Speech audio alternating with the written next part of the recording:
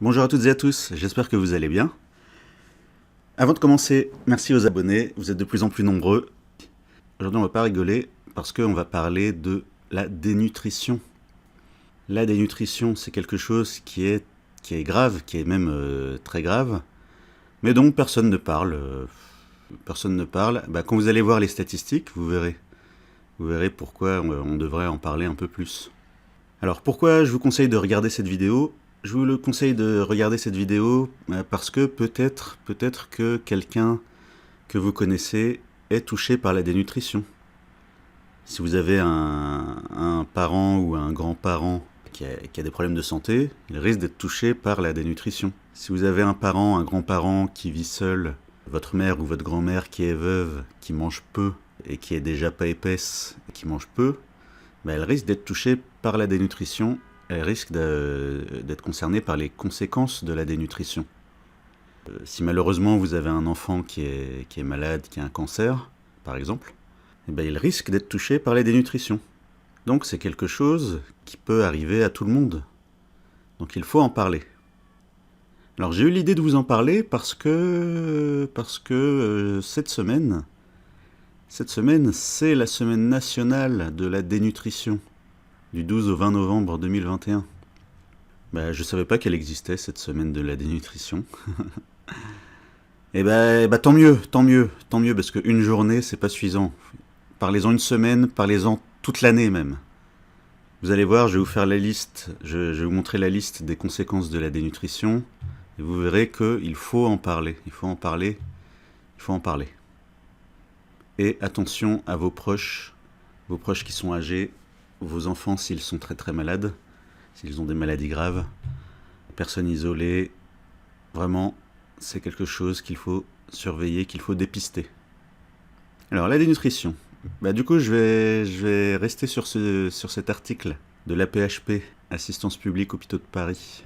Alors, l'AP-HP participe à la Semaine nationale de la dénutrition du 12 au 20 novembre 2021. L'AP-HP participe à la deuxième semaine. C'est pour ça que je connaissais pas. C'est seulement la deuxième fois qu'ils font ça. La deuxième semaine nationale de la dénutrition qui se tient du 12 au 20 novembre 2021. Cet événement s'inscrit dans le programme national Nutrition Santé 2019-2023. Je rigole parce que le programme national Nutrition Santé, avec leurs 5 fruits et légumes par jour, ils font manger plus de fruits et de légumes. Et après, ils se demandent pourquoi les gens sont dénutris. Ils disent que le poisson, le poisson et la viande, c'est pas si important que ça. Et après, ils veulent lutter contre la dénutrition. Alors, cette semaine de la dénutrition est soutenue par le ministère des Solidarités et de la Santé. En France, 2 millions de personnes sont en situation de dénutrition. C'est énorme. Dont 400 000 personnes âgées à domicile. Et 270 000 personnes âgées en EHPAD. C'est énorme, donc presque 30%. C'est des... Alors, personnes âgées, il faudra qu'ils définissent ce que c'est une personne âgée. Je parie qu'ils vont pas le définir. Alors, en général, pour les médecins, entre guillemets, quoique non, vraiment, non, je peux pas donner d'âge exact. Parce que le médecin généraliste va donner un âge, mais le gériatre, le médecin spécialisé dans la santé des personnes âgées, lui, il va donner un âge plus élevé. Pour un gériatre, 70 ans, c'est jeune. Ah, ils ont mis les sources en bas. Ah oui, mais je vais pas aller lire les sources. Alors, on continue avec les chiffres. La dénutrition concerne 10% des personnes âgées de plus de 70 ans vivant à domicile. 1 sur 10. 10% des enfants hospitalisés. 30% des personnes hospitalisées. 40% des malades atteints de cancer sont en dénutrition. Il n'y a donc pas d'âge pour être dénutri. Donc c'est un problème important. Non, à la télé, je suis en train de réfléchir. Non, à la télé, ils en parlent jamais. Je réfléchis... Non, non, ils en parlent jamais. Alors, la dénutrition, on continue l'article de la PHP. La dénutrition résulte d'un apport nutritionnel inférieur aux besoins de l'organisme. Bon, c'est un peu vague. On continue. Elle est le plus souvent liée à une perte d'appétit en rapport avec une maladie aiguë ou chronique, ou un ensemble de facteurs favorisants. Troubles de la mobilité. Quelqu'un qui a du mal à se déplacer, quelqu'un qui a peur de tomber, s'il a faim, il risque d'avoir peur de tomber et de se priver de nourriture. Troubles bucco-dentaires. Donc oui, les personnes âgées qui ont des gros problèmes dentaires, qui n'ont pas de dents, à qui il manque beaucoup de dents, du coup, ça va être compliqué de manger normalement si on n'a plus de dents. Ou pas assez de dents. Isolement social. Alors, isolement social en France. Donc oui, il y a des personnes âgées, âgées ou pas, hein, qui se retrouvent isolées. Parce que, comme je l'avais dit dans une autre vidéo, on n'a pas tous les mêmes familles, on n'a pas tous les mêmes vies de couple. Et puis il y a des gens qui font en sorte de s'isoler, faut le dire.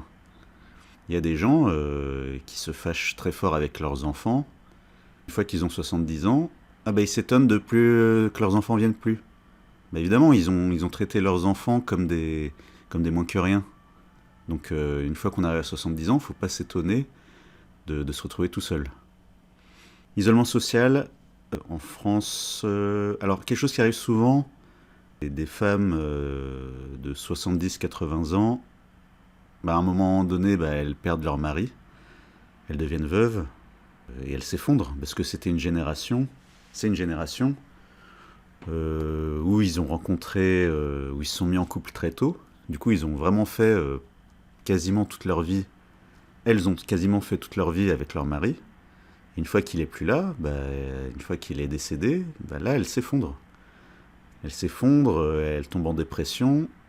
Et au moment de manger, elles disent, mais pourquoi manger? Pour qui? Pour qui manger? Pourquoi faire à manger?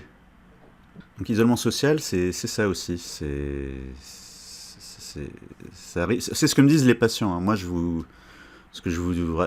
raconte, ce que je vous explique, c'est ce que me disent les patients, et c'est ce que j'observe un peu partout, on va dire. Aux infos, ma vie personnelle, ce que disent les gens, les témoignages, les articles, les blogs, c'est un condensé de tout ça que je vous fais dans mes analyses. Donc isolement social, oui, c'est un facteur de dénutrition. Pourquoi manger? Pour qui manger? Quand on est tout seul et qu'on déprime. Quelques maladies entraînent une mauvaise assimilation des aliments. Oui, et aussi j'ai lu qu'avec l'âge, on assimile moins bien les protéines, on digère moins bien les protéines. La dénutrition se traduit par une perte de poids, principalement au détriment du muscle, que ce soit chez une personne initialement mince, de poids normal, en situation de surpoids ou d'obésité. Donc ça, c'est super important. C'est super important, c'est-à-dire que l'état nutritionnel des gens, faut pas le juger que sur le poids en fait. Ça dépend comment le poids est réparti. C'est-à-dire que, c'est ce que dit l'article, on peut être à la fois en surpoids et en dénutrition. Si on mange pas assez de protéines, surtout le matin et le midi, on va perdre du muscle. Alors que la graisse, elle reste. Elle reste ou elle part moins. C'est pour ça qu'ils disent principalement au détriment du muscle. Donc la personne va perdre beaucoup de muscle.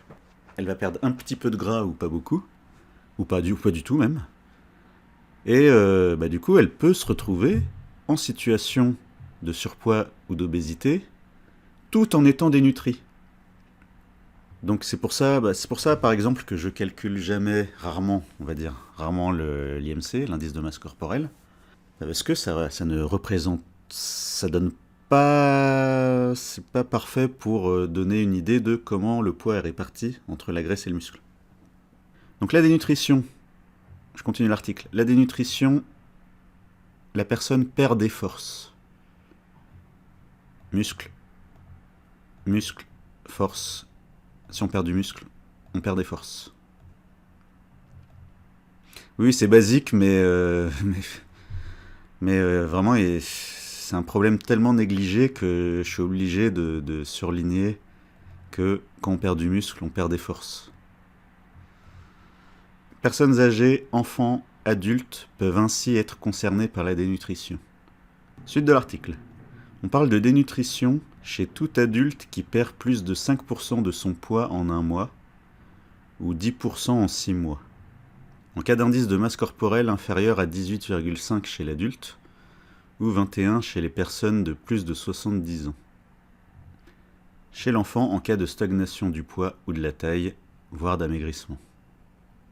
Oui, parce qu'un enfant, il est censé grandir, il est censé prendre des centimètres et prendre du poids, des kilos en même temps qu'il grandit. Donc sur les courbes de poids ou de taille, s'il stagne, alors qu'il n'est pas censé stagner, c'est de la dénutrition. Alors pour les chiffres, j'ai pas d'avis particulier. En médecine, des fois, on est obligé de fixer un chiffre, quoi. Alors pour la dénutrition, je préfère qu'on parle des conséquences en fait. Je préfère qu'on parle des conséquences et des symptômes physiques, ce que va voir la personne, ce que va ressentir la personne, et ça, on en parle après. Les principales conséquences de la dénutrition sont l'affaiblissement de l'immunité, avec une augmentation du risque d'infection. Ça, c'est grave. Une personne âgée, une personne de plus de 70 ans qui fait une infection, elle risque d'être hospitalisée pour ça, et elle risque d'en mourir. C'est grave. L'affaiblissement de l'immunité chez les malades atteints de cancer, comme c'était dit plus haut, c'est risqué. C'est un risque vital. Autre conséquence de la dénutrition, l'affaiblissement physique, avec une perte de la force, des difficultés à la marche, des risques de chute et de fracture. Donc pareil, c'est très grave. Une baisse du moral et un risque de dépression. Ah oui, des fois j'oublie de préciser, j'oublie d'expliquer des fois, parce que c'est évident pour moi. Mais vous, c'est pas votre métier, donc c'est peut-être pas évident pour vous. Donc affaiblissement physique, comme on l'a dit plus haut, si on perd des protéines, si on mange pas assez de protéines, on perd du muscle. Si on perd du muscle, on perd des forces. Et si on perd des forces, pour les personnes âgées, c'est plus difficile de bien marcher sans tomber. Donc risque de chute. Et les personnes âgées, parfois, elles font de l'ostéoporose. Et juste en tombant de leur hauteur, elles peuvent se casser le poignet. Ou pire, le col du fémur. Une fracture du col du fémur. Donc les personnes âgées, juste en tombant de leur hauteur, en fait, elles... alors ça dépend des personnes âgées, attention. Hein. On se comprend quand je dis personnes âgées. Non, parce que je dis ça parce que mon ancien collègue, docteur Alain Delabou, il a 79 ans. Lui dites pas que c'est une personne âgée. Non, une fois je l'avais aidé à déménager. Non, franchement, c'est pas une personne âgée. S'il chute, je pense pas qu'il se cassera le poignet en tombant. S'il tombe. Donc quand je dis personne âgée, on se comprend. Hein. Je parle vraiment des gens... enfin, vous voyez. Oui, donc oui, voilà, quand je dis personnes âgées, vous voyez de quel genre de personnes âgées je parle. Alors, autre conséquence de la dénutrition, baisse du moral et risque de dépression. Pourquoi ? Parce que pour le moral, notre cerveau, il a besoin de sérotonine. La sérotonine, c'est la molécule du bonheur, de l'apaisement. Et la sérotonine, on la fabrique à partir de certaines protéines qu'on mange, à partir d'un acide aminé.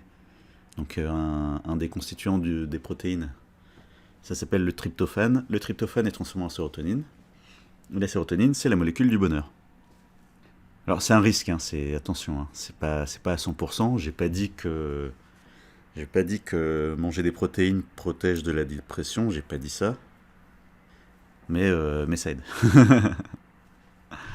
Baisse du moral Et du coup, bah, baisse du moral et dépression, bah, voilà, du coup, ça revient à ce que je vous disais tout à l'heure, sur la femme âgée qui perd son mari décède, elle est veuve, elle mange moins de protéines, ça baisse son moral, indépendamment de son chagrin, le manque de protéines peut donner une baisse du moral et un risque de dépression. On revient à la dénutrition. Donc baisse du moral et risque de dépression, bah du coup ça peut aggraver la dénutrition encore, en coupant l'appétit de la personne. Principale conséquence de la dénutrition, l'aggravation des maladies chroniques et de la dépendance. Pour toutes les raisons qu'on a dites depuis le début. Comment prévenir la dénutrition? Bah c'est pas assez, c'est pas assez. Pourquoi ils n'ont pas donné les signes? Non, ils n'ont pas donné de signes. Alors qu'est-ce qu'on va faire? Eh ben on va aller sur une autre source.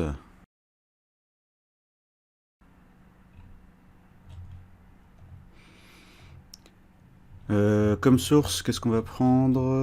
On va prendre HAS. HAS en association avec la Fédération Française de Nutrition. FFN. Oui, donc HAS, Haute Autorité de Santé. Quand on est médecin, on est censé suivre leurs recommandations. Enfin, c'est un autre sujet. Alors, recommandations de bonnes pratiques. Diagnostic de la dénutrition de l'enfant et de l'adulte.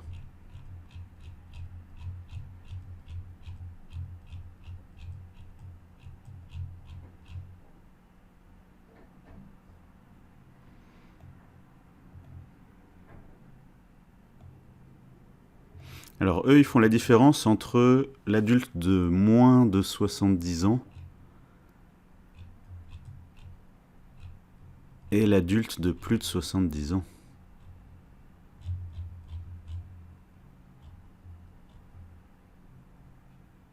Ah, ils font la différence entre dénutrition et dénutrition sévère. Histoire de bien nous embrouiller.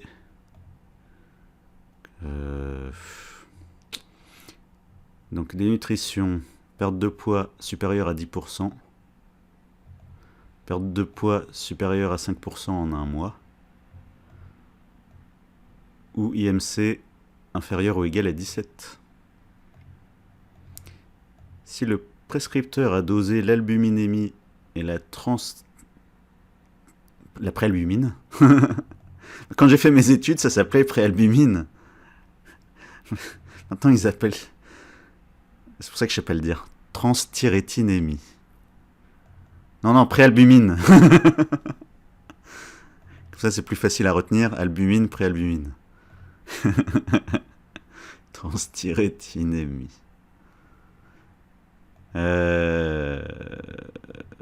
Albuminémie inférieure à 30 grammes par litre. Préalbuminémie inférieure à 110. Alors, le problème des dosages, c'est que s'il y a un syndrome inflammatoire, c'est-à-dire s'il y a quelque chose dans le corps du patient qui donne de l'inflammation, exemple, une grosse infection, par exemple, toutes les maladies inflammatoires, quoi. En fait, ça peut surestimer le taux d'albumine. Donc du coup, l'albumine, c'est pas un super critère. Surtout que tout à l'heure, on a vu que la dénutrition, ça concerne beaucoup de gens hospitalisés, des gens qui ont un cancer. Donc ça, c'est les limites de la prise de sang. C'est pour ça qu'il vaut mieux se fier à la clinique. La clinique, c'est-à-dire ce que dit le patient et ce qu'on observe nous en tant que médecin. Alors ensuite, ça dit les critères définis par l'ANAS demandent à être actualisés.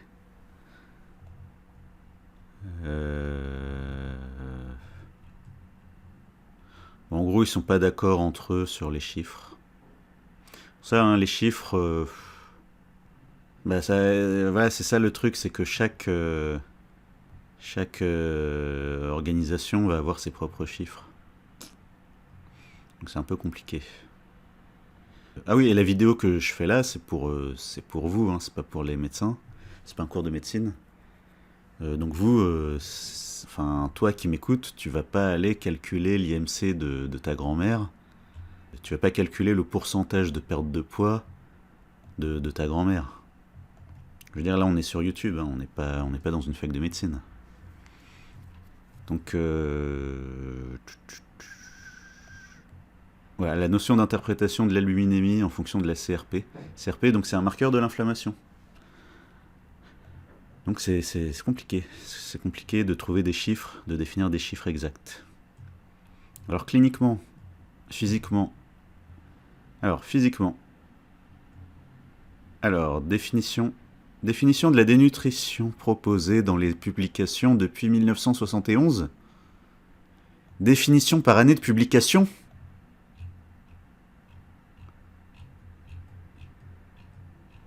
Non mais sérieusement. Pourquoi ils ont pas mis... Pourquoi ils ont pas mis la définition définitive? Je veux dire, je suis médecin. Je cherche diagnostic de la dénutrition de l'enfant et de l'adulte. Méthode, recommandation pour la pratique clinique. Recommandation de bonne pratique. Et ils me font un historique. Ils me font l'histoire du diagnostic de la dénutrition à travers les âges. Oh là là là là. Donc voilà, les coulisses de la médecine en France. Et ben voilà, tu es médecin, tu cherches un truc simple. Voilà, tu cherches les recommandations. Et tu te retrouves avec tout l'historique de la médecine. Toute l'historique. Les définitions de la dénutrition proposées depuis 1971. Sérieusement.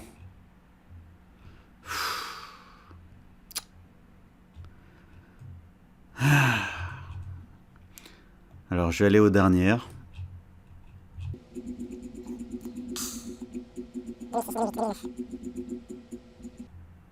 Ah.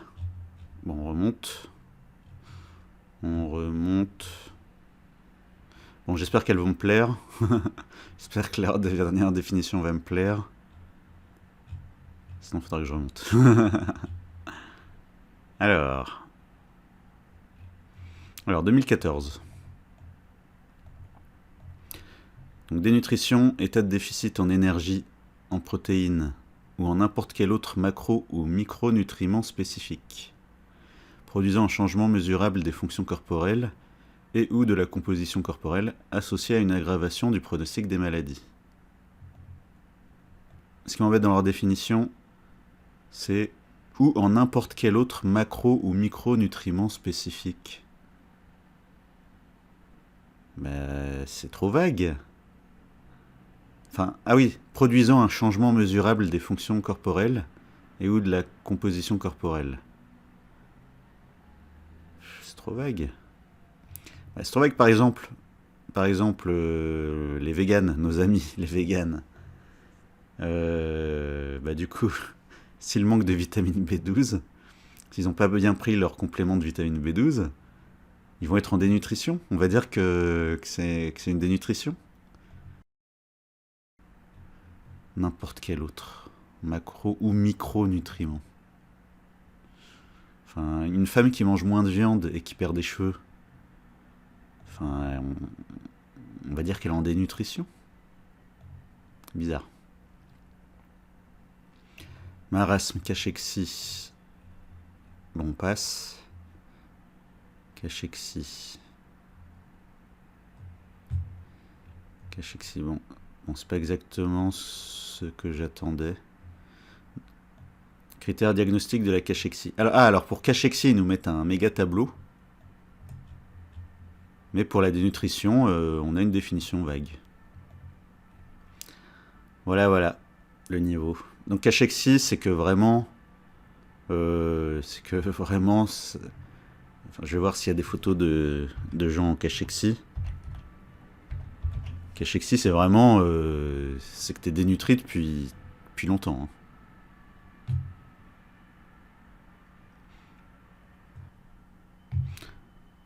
Cachexie, donc voilà, c'est des gens vraiment, ils sont creusés au niveau des côtes.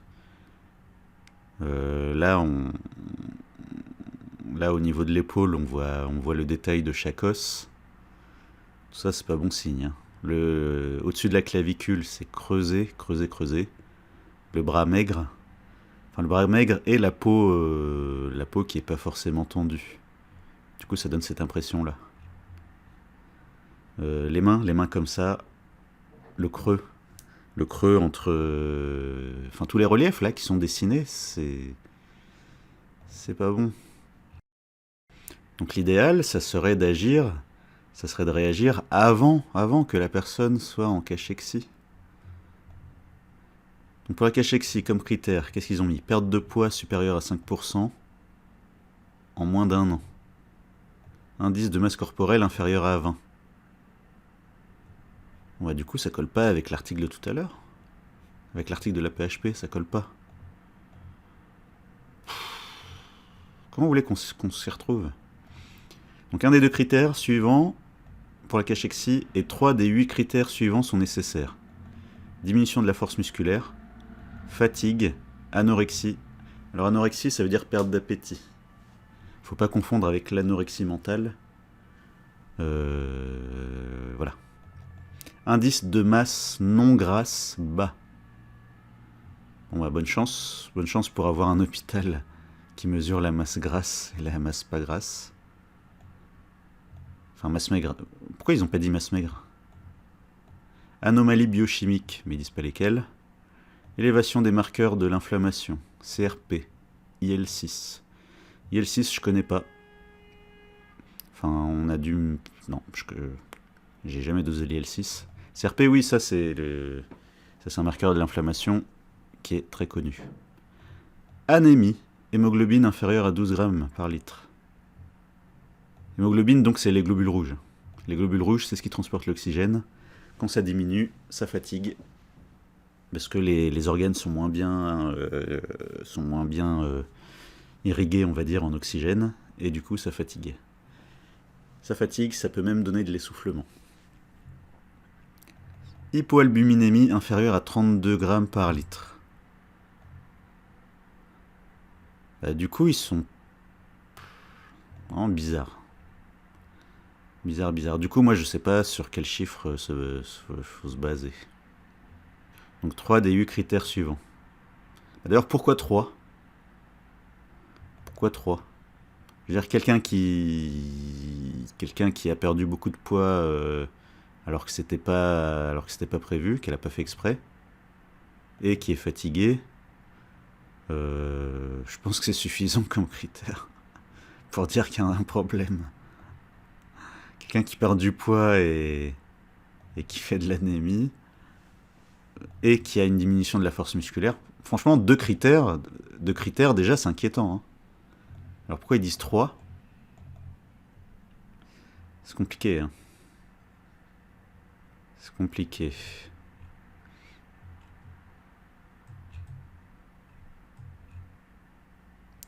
Bon, c'était pas la vidéo que j'avais prévue, hein. Ça se passe pas comme prévu.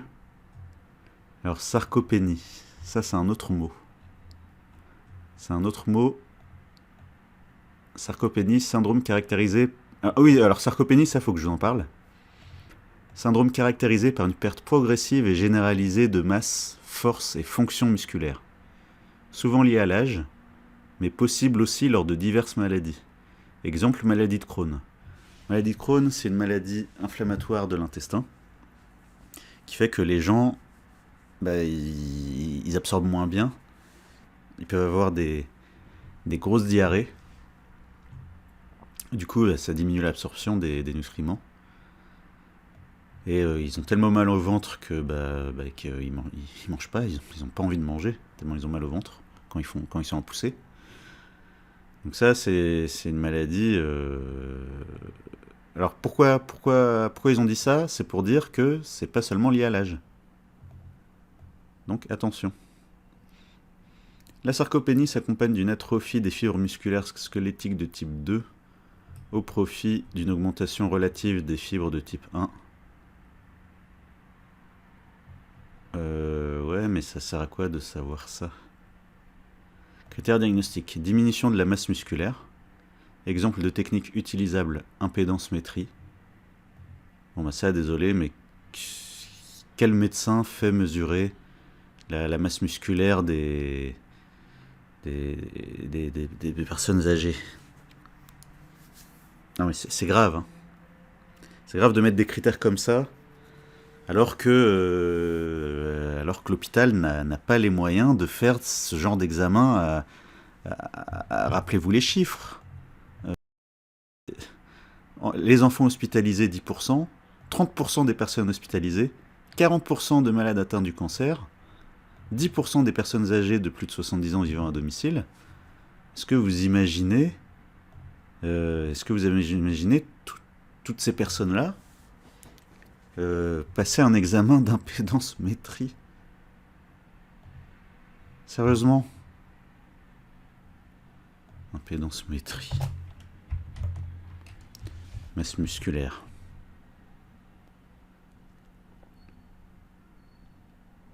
Donc est-ce que vous imaginez... Alors oui, il y a des pèse-personnes à impédance-métrie, mais le problème... Alors donc en fait, ils font passer un tout petit courant électrique de rien du tout dans le corps de la personne qui se pèse, et c'est grâce à ce tout petit courant électrique de rien du tout que la machine a une idée de la répartition entre masse grasse et masse musculaire. Alors le problème des balances comme ça, c'est que le courant passe d'un pied à un autre. Et du coup, pour les mesures du haut du corps, c'est un peu moins fiable. Ça risque d'être un peu moins fiable. Donc là, du coup, il y a des machines où les gens vont aussi... donc il y a les pieds qui sont en contact avec la machine, et les mains. Là. La personne va se tenir là. Et là, cette marque, elle fait une machine à 6000 €. Est-ce que vous imaginez tous les hôpitaux, tous les services de gériatrie, tous les services de cancérologie, est-ce que vous les imaginez investir 6000 €, sachant que après, il faudra que chaque patient se pèse.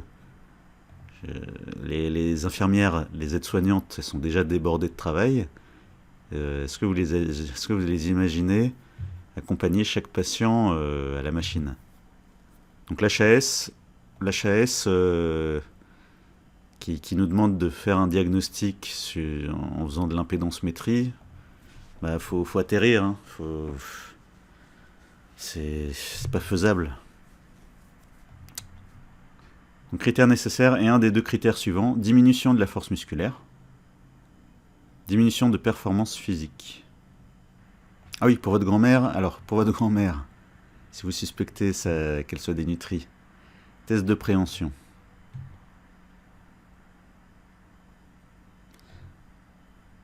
J'ai travaillé en gériatrie pendant 6 mois. Pendant 6 mois, j'ai travaillé en gériatrie. Alors ça remonte à il y a 10 ans. Hein. C'était il y a 10 ans. C'était un hôpital gériatrique. Hein. Tout l'hôpital entier était réservé à des patients gériatriques. J'ai jamais vu de dépistage de sarcopénie avec un dynamomètre. Donc pour votre grand-mère, c'est pas possible. Test de marche. Test de marche... Ouais, test de marche, jamais fait. Jamais fait. Vous allez maintenant faire un test de marche de 6 minutes. 6 minutes.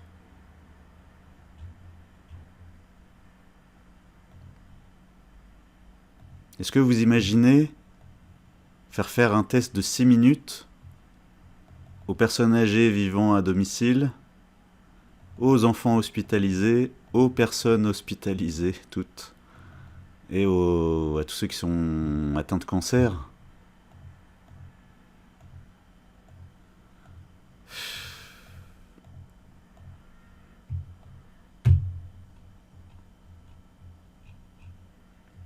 Non, moi, je veux bien que des scientifiques fassent des définitions et des critères diagnostiques. Ça, vous voyez, voilà. Ça rejoint un des trucs que j'ai dit dans d'autres vidéos. bah, c'est qu'il y a des gens, ils font de la médecine juste avec des livres, en fait. Juste avec des livres, des études.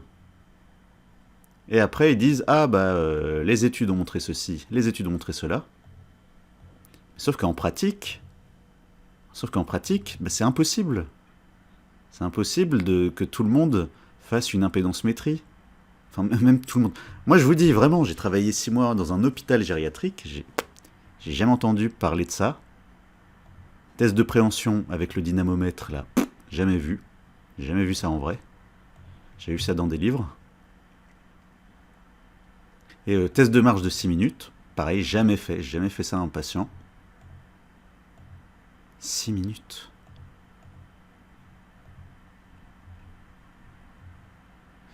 Donc bah, concrètement, pour ta grand-mère, concrètement, si elle perd du muscle, si elle fatigue, si elle fatigue de plus en plus vite, pour des activités qu'elle faisait facilement, bah, c'est mauvais signe par rapport au risque de dénutrition, au risque de sarcopénie.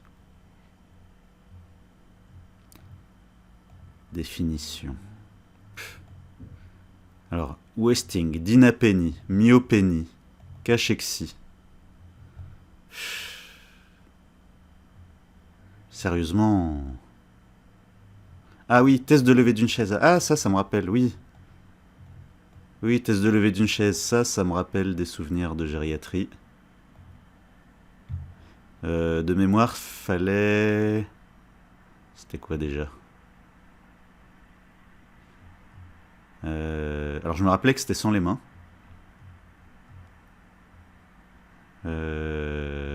5 répétitions.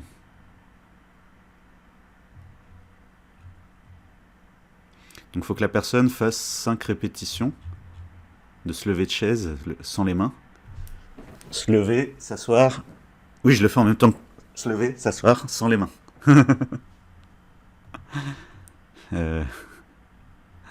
Alors... Non, je rigole parce que ça me rappelle autre chose que je dirais pas aujourd'hui. Alors, ah bah du coup ça c'est un bon test pour ta grand-mère. Ça c'est un bon test pour ta grand-mère. 5 répétitions. Assis, debout. Par contre la norme c'est quoi? 5 répétitions en moins de 15 secondes?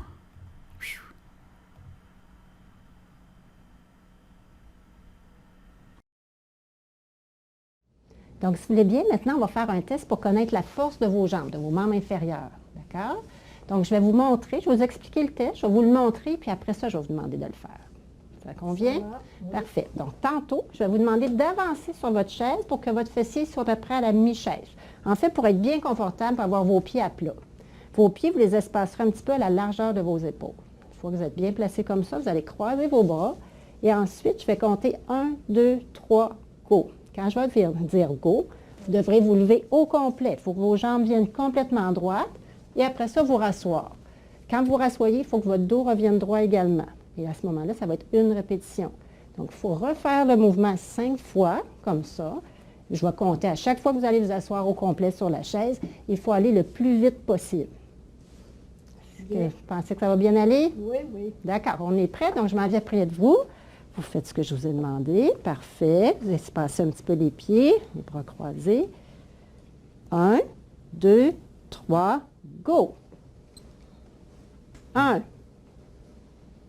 2, 3,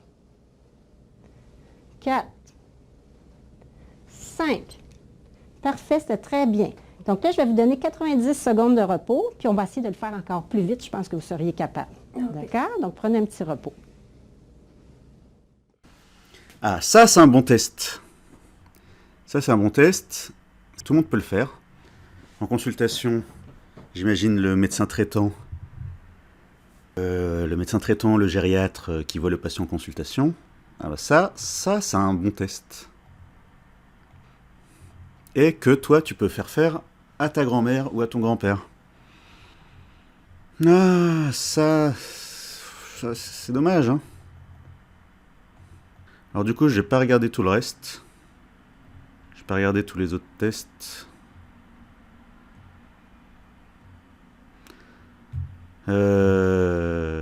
Ah, zut, après il y avait 2017. C'est encore pire. Ils mettent 10 définitions. Pré-cachexie. Alors maintenant il y a la pré-cachexie. Cachexie. Sarcopénie. Alors ils me font rire. La masse musculaire est le plus souvent évaluée par DEXA, impédance-métrie ou scanner. Mais sérieux, mais quel hôpital va investir là-dedans juste pour mesurer les masses musculaires de tous les patients, sérieusement. Ah là là là là. Ah, la fragilité. Encore un nouveau mot. Donc voilà, le métier de médecin, voilà les coulisses. Je vous ai montré les coulisses de ce que c'est que d'être médecin. Bah, tu cherches une information et tu te retrouves avec 10 000 définitions, dont certaines ne sont pas faisables dans la vraie vie. C'est dingue, hein.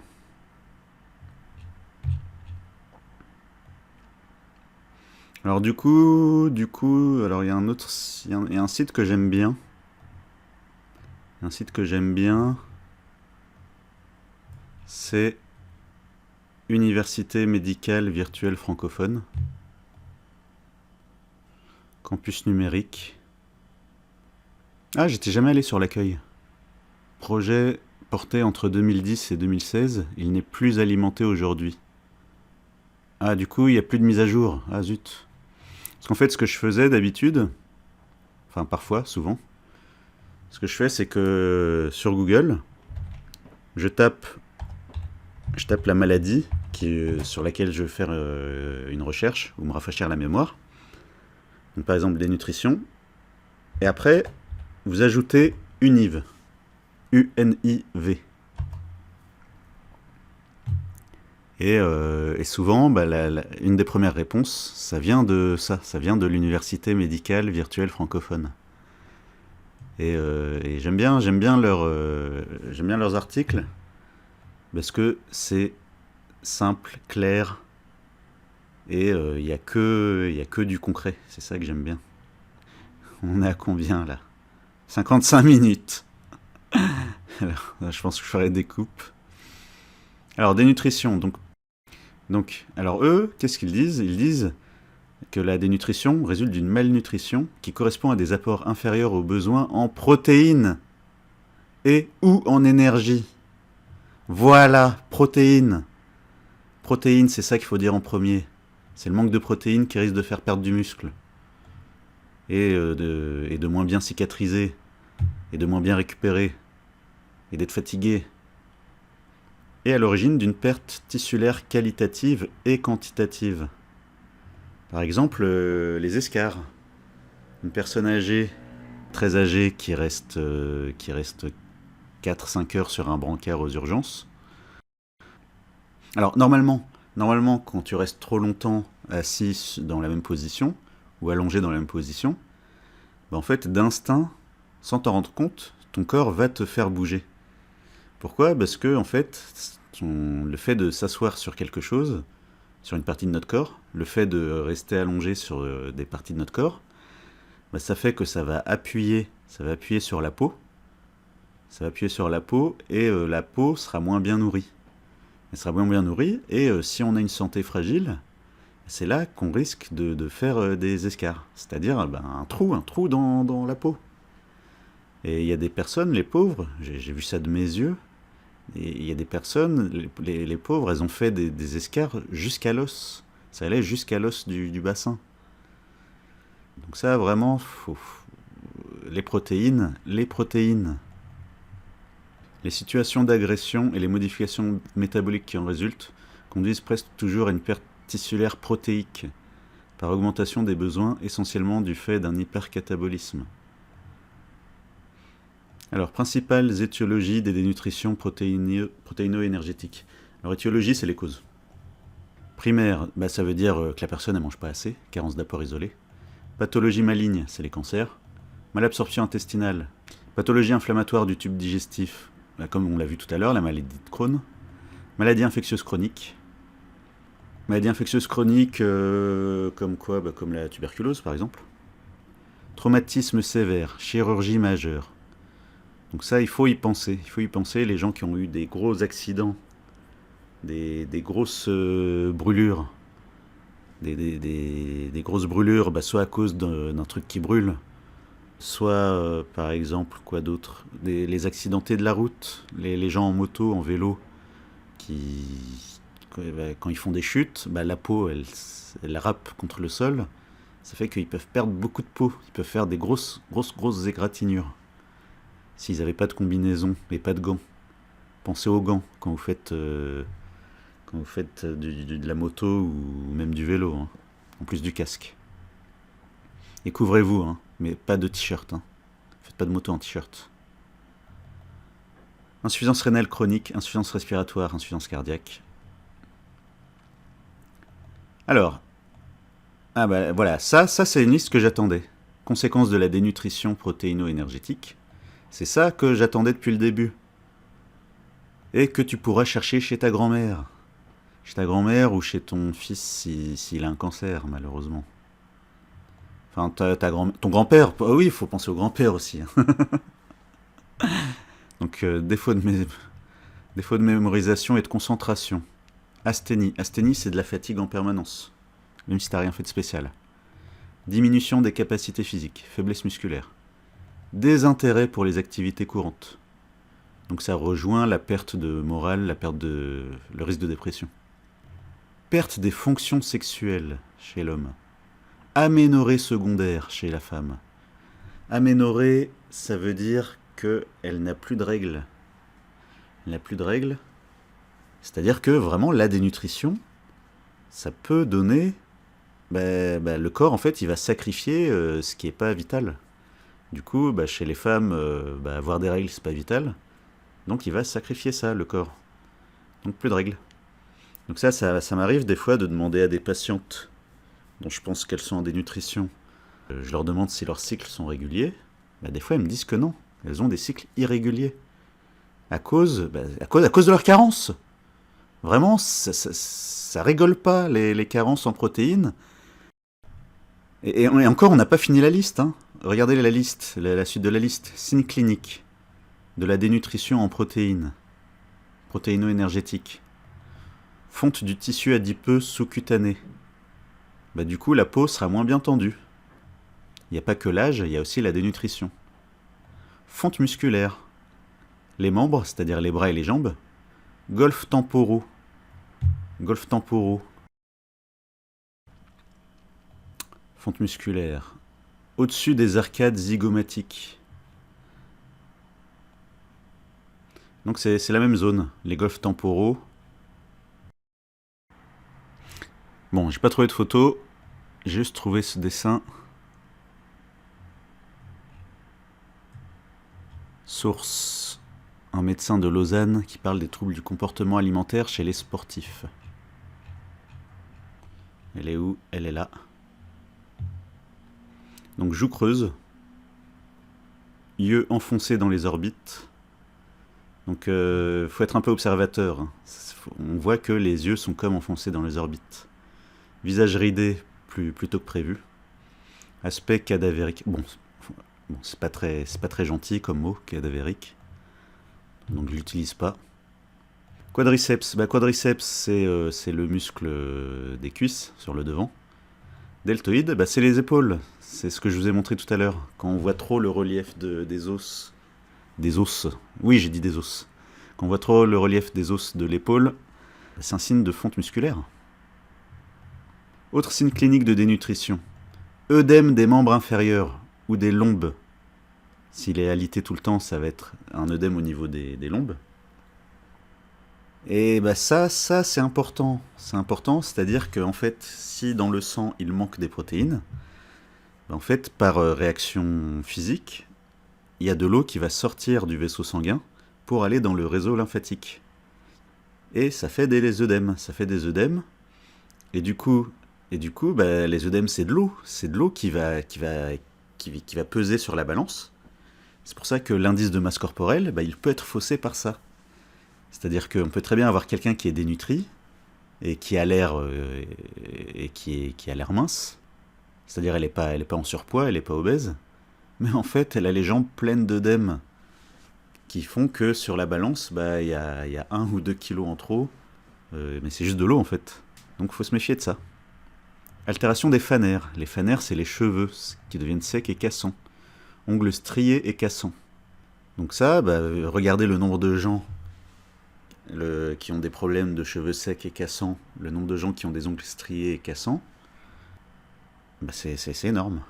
Donc ça, c'est des signes de manque de protéines. Peau sèche, hyperpigmentée et desquamante. Hypertrichose je connais pas. Hypertrichose lanugineuse. Du dos. Qu'est-ce que c'est? Alors, hypertrichose, c'est quand il y a trop de poils. Là, il montre une femme.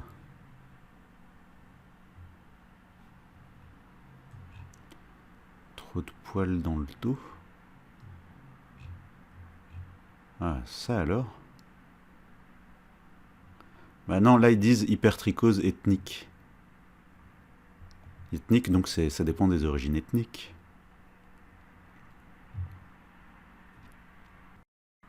Bon, on aura après un truc. Alors, autre signe clinique de dénutrition en protéines. Pétéchie. Pétéchie, donc des taches sur la peau. Alors, pétéchie, c'est pas un gros mot. Hein. C'est pas 2 gros mots dans le même mot. Non, non, c'est des taches comme ça. Pétéchie. Pétéchie. Acrosyndrome. Acrosyndrome, c'est des gens qui vont avoir les mains comme ça. Bon, ça, j'en ai pas vu. Ça, j'ai pas vu de gens faire d'acrosyndrome. C'est pour ça que ça me parle pas trop. Allongement du temps de recoloration cutanée. Ça veut dire que quand vous appuyez sur votre doigt, bah, vous retirez et vous voyez que c'est blanc et tout de suite ça redevient rouge-rose. Quand vous appuyez sur votre doigt, sur la paume, à l'intérieur. Bah, c'est ça le temps de recoloration cutanée. Manque de protéines, ça peut donner des glossites. Glossite, c'est de l'inflammation de la langue. Stomatite, de l'inflammation dans la bouche. œsophagite, inflammation de l'œsophage. L'œsophage, donc le tuyau entre la bouche et l'estomac. Signe spécifique de carence vitaminique, rare. Hypotension artérielle, notamment orthostatique. Donc hypotension orthostatique, ça veut dire que la personne se lève rapidement et le cerveau n'est pas assez irrigué en sang. Et du coup, hypotension, bah, vertige. Vertige, risque de tomber dans les pommes, risque de chute, risque de se casser un os en tombant, si on a de l'osteoporose. Bradycardie, c'est le cœur qui bat moins vite. Trouble digestif, constipation. Non, ça je pense. Ouais, vraiment, ils ont vu très large. Hein. Autre effet non visible, ostéoporose. Déficit immunitaire, dysrégulation hormonale, risque d'hyperglycémie lors des renutritions. Donc vous voyez toute la liste de symptômes qui peuvent être dus à un manque de protéines. Bien avant de se retrouver en cachexie, comme on l'a vu tout à l'heure. Et à tout âge, vraiment. À tout âge, j'ai vu de mes yeux, en consultation, j'ai vu de mes yeux des gens qui étaient fatigués juste à cause d'un manque de protéines, alors que sur leur prise de sang, le taux d'albumine est normal. Donc ça, attention, on ne fait pas de la médecine juste avec des prises de sang. C'est-à-dire que quelqu'un peut être fatigué, asthénique, à cause d'un manque de protéines, alors que sur la prise de sang, son taux d'albumine est normal. perte de cheveux, voilà, les problèmes aux cheveux et aux ongles, ça, c'est vachement fréquent. Donc il faut en parler. Alors on revient sur la page de la PHP. Comment prévenir la dénutrition? Donc prévention, hein. Prévenir, ça veut dire avant que ça arrive. L'alimentation est la clé de voûte de la lutte contre la dénutrition. Merci. Merci de le reconnaître. 3 repas par jour, voire un goûter en plus, avec des portions adaptées à l'appétit. Et une alimentation variée pour maintenir son poids habituel. Oh là là! Mais arrêtez avec votre alimentation variée.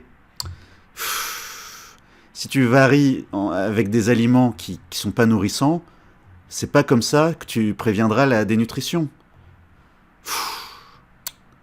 Et... Enfin, j'ai déjà lu l'article. Hein. Tout à l'heure, ils vont se contredire. Ça m'énerve, j'en ai marre.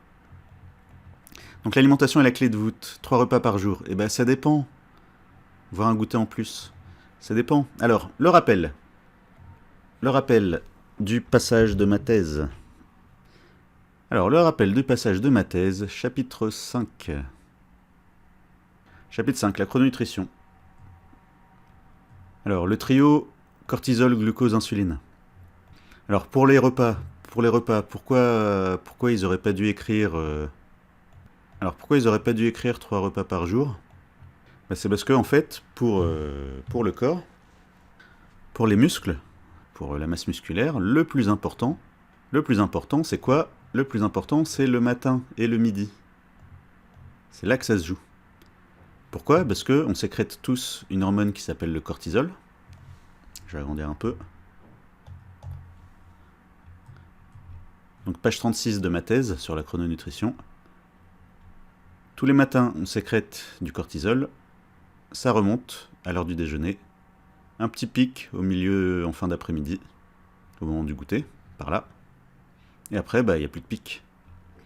Et en fait, chaque pic de cortisol augmente la formation des protéases, provoquant une perte protéique. Ça veut dire que concrètement, tous les matins, tous les midis, et un peu en fin d'après-midi, c'est là qu'on risque de perdre du muscle, si on ne mange pas assez de protéines. Donc 3 repas, ça dépend. Ça dépend.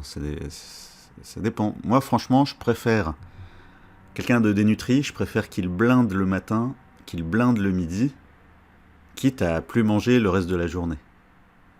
Par contre, quelqu'un de dénutri qui mange pas le matin, non.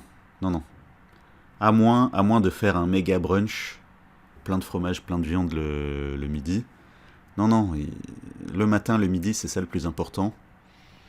Et en fin d'après-midi, alors oui, il y a un pic, oui, il y a un petit pic, mais il n'est pas aussi gros que celui du matin. Puis le soir, attention, hein, si le soir c'est trop consistant, et du coup le lendemain matin, la personne n'aura pas faim. Or, c'est le matin vraiment que c'est le plus important de manger suffisamment de protéines et de lipides. Alors vous allez me dire, oui, le cortisol, ça doit pas jouer tant que ça sur les muscles. Est-ce que vous avez une preuve, docteur Damou, que le moment de la journée, les repas en fonction du moment de la journée, est-ce que ça joue sur la masse musculaire? On voit une preuve, docteur Damou. Eh bien, il y en a une dans ma thèse. Oui, je suis très fier de ma thèse. Alors c'est à la fin, dans la partie discussion. C'est là, donc c'est page 76. J'ai cité une étude qui a montré que la synthèse musculaire est augmentée quand on mange un apport en protéines satisfaisant et bien réparti tout au long de la journée. Donc oui, le moment de la journée, ça joue. Ça joue beaucoup sur la synthèse musculaire et sur plein d'autres choses, le moment de la journée où on mange. Donc la PHP, ils disent 3 repas par jour, voire un goûter en plus. Mon avis, c'est petit déjeuner obligatoire, midi obligatoire, goûter, ok. Et le dîner, c'est seulement s'il a faim. S'il n'a pas faim, c'est pas la peine d'en rajouter. Comme ça, il aura bien faim le lendemain matin. Portion adaptée à l'appétit. Non, dites pas ça. Il a besoin de protéines, en fait. Si ton grand-père, il a très très faim, bah, vaut mieux le gaver de viande et diminuer sa portion de féculents, justement. Surtout s'il est diabétique. Alimentation variée. Non! Non, varier, si on varie avec des aliments qui sont pauvres en protéines, ça sert à rien de varier. Alors, conseil d'après. La surveillance régulière du poids est indispensable, en particulier chez les personnes âgées qui peuvent rapidement décliner, ou chez les adultes et enfants atteints de pathologies aiguës sévères ou chroniques. D'accord. Mais ils n'ont pas dit tous les combien. Tous les combien de temps, tous les combien de jours, une fois par semaine, une fois par mois, combien? Donc non, là j'ai pas... C'est une vidéo sur YouTube, hein. Je peux pas non plus donner des conseils trop précis qui seraient pas valables pour tout le monde. Donc oui, mais moi j'ai une bonne raison de pas dire de chiffres exacts. Voilà, voilà comment je retombe sur mes pattes. Au-delà de 3 kilos de perte de poids par rapport au poids habituel, il faut consulter. Alors le poids, oui, mais les œdèmes, tout à l'heure on a vu que les œdèmes, ça peut apparaître quand on est en dénutrition. Donc si ta grand-mère pèse le même poids, mais que ses jambes ont doublé de volume, bah, elle est peut-être en dénutrition, même si elle a gardé le même poids. Absence d'enthousiasme à table, baisse de morale, perte de poids. Tous ces signes sont des signaux d'alerte, notamment chez les personnes âgées. On est d'accord. Pratiquer une activité régulière comme la marche, le jardinage, la promenade, etc. permet d'entretenir ses muscles. On est d'accord. Voilà, il n'y a pas besoin de faire un sport, il n'y a pas besoin de faire de musculation, hein. On peut très bien entretenir ses muscles juste en bougeant un peu et en mangeant suffisamment de protéines, surtout le matin et le midi. De même, une bonne hygiène dentaire est indispensable pour s'alimenter avec plaisir. Ça, super important. Très très très important. Donc surveillez les dents de vos grands-parents. Si cela ne suffit pas à lutter contre la perte de poids, il est possible d'enrichir son alimentation avec des produits plus énergétiques, gras et sucrés. Non! Pourquoi sucré? Sérieusement, ça va rien apporter. Ça va rien apporter et ça risque de le faire grossir, mais que du gras, pas du muscle. Et s'il est diabétique? Oh là là! Donc plus énergétique, gras, on retire le mot sucré. Donc enrichir l'alimentation avec des produits plus énergétiques, gras et protéinés, oui. Gras et protéinés, oui. Sucré, non. Ça sert à rien. Et ça peut lui faire du gras ou aggraver un diabète. Donc, alors, ce qu'ils appellent les aliments gras et protéinés. Fromage râpé, oui. Super idée. Rajouter du fromage râpé sur le plat ou dans la sauce. Alors, en chrononutrition, on déconseille la soupe pour différentes raisons. Si votre mamie dénutrit ou en voie de se dénutrir, si elle veut vraiment manger des soupes, bah du coup, ça vaut le coup de l'enrichir avec un peu de fromage râpé. Pourquoi pas? Les œufs, ce qui est bien avec les œufs, c'est que c'est quand même facile à cuire. Ça se garde longtemps, donc ça c'est une bonne idée aussi. Par exemple, s'ils sont pas fans de viande, rajoutez un œuf à côté.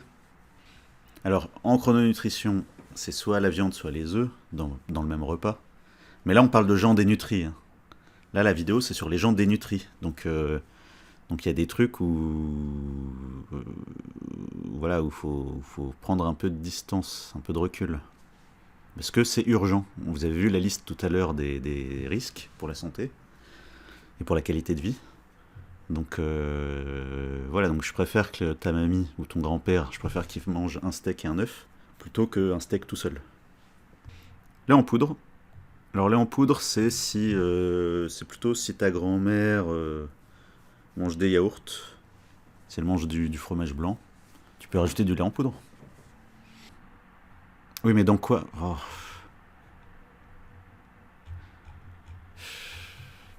C'est un article pour qui? Parce que oui, je répète, j'ai travaillé 6 mois en gériatrie.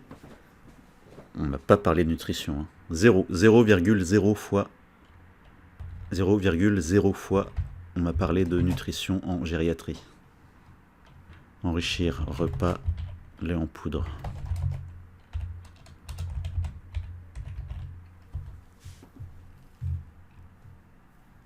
Donc la personne qui lit l'article, bah, elle est censée savoir.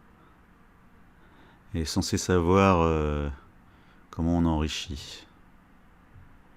Bon. Alors, bah, on va aller sur le Vidal. Enrichissement alimentaire chez la personne âgée. Bon, on va pas revoir les définitions. Alors, conseil aux patients. Les apports recommandés par le PNNS pour les personnes âgées sont viande, poisson ou œufs 2 fois par jour. Ok. Lait et produits laitiers 3 à 4 prises par jour. Pain et autres aliments céréaliers, pommes de terre ou légumes secs à chaque repas. Non, le soir ça sert à rien. Ça sert à rien à part donner du ventre et risquer de faire monter un diabète et risquer de faire monter les triglycérides le lendemain matin sur la prise de sang. Au moins 5 portions de fruits et légumes par jour. Nul. Nul. Un patient dénutri. Dénutrition protéino-énergétique. Les fruits et légumes, les 5 fruits et légumes par jour, il y a peu ou pas de protéines, il y a peu ou pas d'énergie. Donc traiter une dénutrition protéino-énergétique avec des aliments pauvres en protéines et pauvres en énergie, c'est nul, zéro, nul. Bien s'hydrater, on est d'accord. S'hydrater sans attendre la sensation de soif, on est d'accord. Alors, ce que je voulais, c'était le lait en poudre. L'enrichissement des repas peut comporter l'adjonction de différents produits. Poudre de lait ou lait concentré entier. 3 cuillères à soupe. Ça fait 8 grammes de protéines. Poudre de protéines, gruyère râpée. Crème de gruyère. œufs, crème fraîche épaisse, beurre fondu ou huile. Oh bah c'est bizarre. Il n'y a pas les fruits et les légumes dans leur tableau. Mais pourtant, ça avait l'air super important. Oui, juste au-dessus. Alors, les potages. Voilà. Ah, ça c'est du concret. Voilà, ça c'est une page qui me plaît. Les potages peuvent être enrichis avec des pâtes à potage, du tapioca, du pain, des croûtons, de la crème fraîche, du beurre, du fromage, gruyère, crème de gruyère, etc. Du lait en poudre. Ah, ça se met dans le potage. Les œufs, le jambon. Pensez aux soupes de poisson. Bon, bah, le pain sert à rien. Ah oui, c'est vrai qu'eux, ils veulent faire manger des féculents à chaque repas. Bon. Non, on va rester sur ce qu'on a dit. On va rester sur comment enrichir les repas concrètement. Ouais, donc le lait en poudre, donc c'est dans le potage. Les entrées de crudité ne servent à rien. Vu que ça apporte quasiment pas de protéines, ça sert à rien. Alors évidemment, si ta mamie est fan de légumes, tu vas pas et qu'elle veut pas changer et qu'elle veut pas t'écouter, à ce moment-là, dans ces crudités, oui, ajoute des œufs durs, au moins un, si elle a la place pour les manger. Jambon émincé, lardon, dés de poulet, super. Le thon, c'est mieux que rien. Sardines à rang, crevettes, surimi. Alors surimi, attention, hein, surimi c'est moitié poisson, moitié sucre lent. Donc c'est pas une bonne idée. Cube de fromage, croûtons, maïs, raisins secs. C'est que du sucre. Olives, saucissons, pâté, salade de pommes de terre ou de céréales, entrée pâtissière. Alors le problème de l'entrée, c'est qu'il y a un plat après. Mais sinon c'est des bonnes idées. Alors je valide pas 100% du truc, mais voilà, je vous ai déjà dit, l'important c'est les protéines. Donc raisins secs, non. Les plats naturellement riches doivent être privilégiés. Viande en sauce. Ah ça aurait été bien de le mettre en premier, ça. Viande en sauce, soufflé, gratin, quenelle. Bon, quenelle, non, c'est pas terrible. Lasagne, il n'y a pas assez de viande et trop de pâtes. Pâtes farcies, il n'y a pas assez de viande et il y a trop de pâtes. Les légumes, mais c'est mieux que rien, vraiment. Si ta mamie... je préfère que ta mamie mange des lasagnes plutôt que des crudités. Ta mamie envoie de dénutrition. Les légumes doivent être servis de préférence en béchamel, en sauce blanche ou en gratin enrichi avec du lait en poudre. Ah voilà, le lait en poudre encore. Gruyère, crème fraîche, beurre, œuf, viande hachée. D'accord. Oui, je répète, hein, là, on s'éloigne un petit peu de la chrononutrition du docteur Alain Delabo. Mais comme je vous dis, là c'est urgent.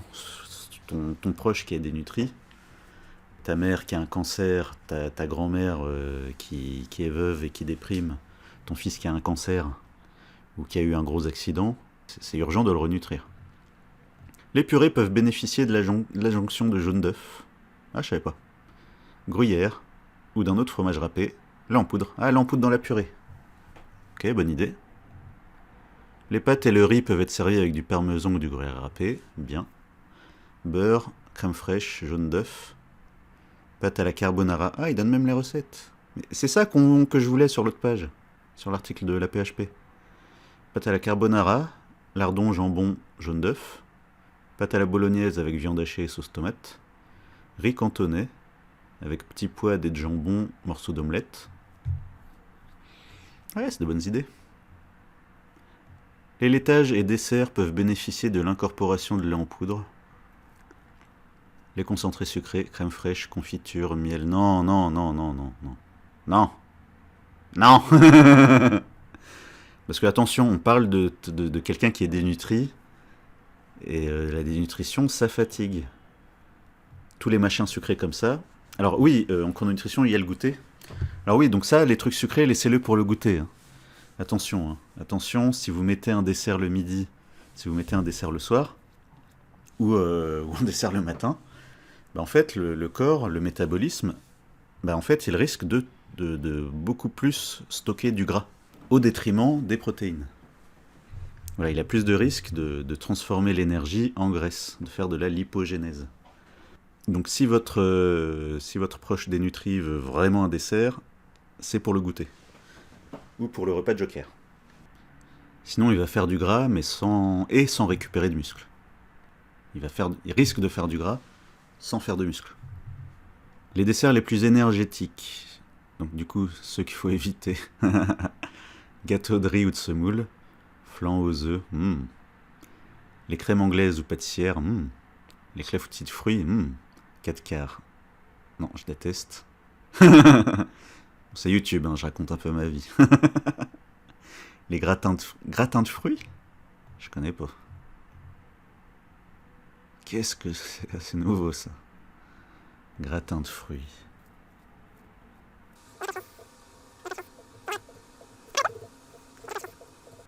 Mais bon, je répète encore une fois, si ta grand-mère, elle te dit que c'est ça ou rien, que c'est le gâteau de riz ou rien du tout, de toute la journée, je préfère qu'elle mange son gâteau de riz et qu'elle tienne quand même un peu. Plutôt que de rien manger du tout de toute la journée. Les boissons. Les boissons peuvent être enrichies avec du lait en poudre. Une cuillère à soupe pour 100 ml de lait entier de préférence. À consommer chaud ou froid, si possible aromatisé. Pensez au lait de poule, un œuf battu avec du lait, du sucre, de la vanille ou du rhum. Bon alors, si elle risque de tomber, attention au rhum. Si ta grand-mère risque de faire une chute, attention à la quantité de rhum. Milkshake. Pensez au milkshake, lait battu avec de la crème fraîche et des fruits. Les jus de fruits peuvent être enrichis avec du lait en poudre ou du miel. Ça c'est du bricolage. Hein. Ça c'est vraiment du bricolage. Le mieux c'est fromage le matin. Fromage le matin. Si elle en a manqué le matin, bah, elle le rattrape le midi. Si elle a vraiment un tout petit appétit, elle peut fractionner. La personne dénutrie, elle peut fractionner, c'est-à-dire la moitié du petit déjeuner à 7h, l'autre moitié vers 10h environ. Et comme ça, elle aura faim pour midi 13h, pour le repas du midi. Mais vraiment, fromage, beaucoup mieux. Fromage, c'est beaucoup mieux que les autres laitages. Alors on revient sur la PHP. Un professionnel de la nutrition peut également aider les patients à enrichir ses repas. peut, il doit. Mais quelqu'un de dénutri, il faut le confier à un professionnel de la nutrition. Il est important de demander conseil à son médecin traitant. Bah, à la base, j'ai un diplôme de médecine générale. Et avec ce que j'ai appris pendant mes études, je vois pas trop quel conseil le médecin traitant pourrait donner à quelqu'un qui est dénutri. À part prescrire les compléments nutritionnels oraux. Voilà. Enfin, chez les personnes dénutries, la prescription de compléments nutritionnels oraux riches en énergie et en protéines est recommandée, en plus des repas enrichis. Alors ça, oui, ça j'en ai vu à l'hôpital. Alors la marque la plus connue, c'est Fortimel. Ah oui, je suis indépendant, hein, personne me paye pour faire de la pub. Le plus connu, c'était Fortimel. Alors le problème, c'est le goût. J'ai entendu des gens me dire que que le goût était trop sucré. Et la consistance. Aussi, on m'a dit que la consistance, c'est un peu dur de finir tout le flacon. Donc ça, c'est en dernier recours. Et en prévention... Ah bah c'est tout! Comment prévenir la dénutrition? Je trouve ça un peu léger comme prévention. Ils ont pas dit voilà quelques pistes pour prévenir la dénutrition. Non, ils ont écrit comment prévenir la dénutrition. Donc là, normalement, on est censé avoir tous les conseils. Je suis très déçu. Je suis très déçu. La semaine nationale de la dénutrition à la PHP. Différentes actions seront proposées au sein des 39 hôpitaux de la PHP pour toucher les professionnels, les patients et les visiteurs. Stand, webinaire, atelier sur l'enrichissement des plats, bonne idée. Dégustation de compléments nutritionnels. Formation flash dans les services. Oui, flash, hein, une formation flash, hein, parce que un problème qui concerne 30% des personnes hospitalisées, hein, on va juste faire une formation flash une semaine par an. Hein. Set de table avec des messages d'information, peser, il manque un E. Quiz pour tester ses connaissances. Repas enrichis. Ah, en plus des ateliers, ils vont donner des repas enrichis. Partage sur les réseaux sociaux des recettes enrichies réalisées. Audit pratique. Audit de pratique. Le programme des manifestations portées par chaque hôpital sera affiché dans les différents lieux de passage. La PHP met à disposition des patients et des professionnels des dépliants pour mieux prendre en charge la dénutrition. Bon, ça aurait été bien de mettre une petite note ici, une petite note genre voir information en bas de la page. Comme ça m'aurait évité de râler. Alors, être pesé ou se peser pour mieux connaître son poids réel. Ah bah là, ils vont peut-être dire tous les combien il faut se peser. Alors, suis-je dénutri? Oui, si j'ai perdu plus de 5% de mon poids en un mois, ou 10% en 6 mois, ou 10% depuis le début de ma maladie, ou si j'ai un IMC bas, inférieur à 18,5, ou inférieur à 21 si j'ai plus de 70 ans. Infection, cicatrisation, risque de chute, dépression. Parlez-en à votre médecin ou à l'équipe soignante. Ah, ça, c'est les astérisques.